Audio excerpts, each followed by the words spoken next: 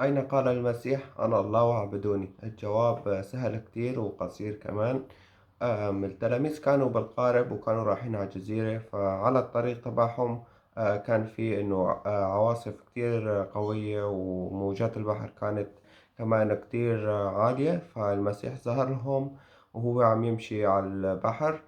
فبعدين هو سكت البحر ووقف الأعصار، وبعدين ركب معهم في القارب، والتلاميذ من بعدها سجدوا له. وانتم بتعرفوا الإنسان يعني ما بيسجد إلا للرب، وهاي المعجزة يلي خلت التلاميذ تسجد له. وهذا كان هو الجواب. وكمان في آية بتقول بل هو الله ظهر في الجسد، متى 14 33.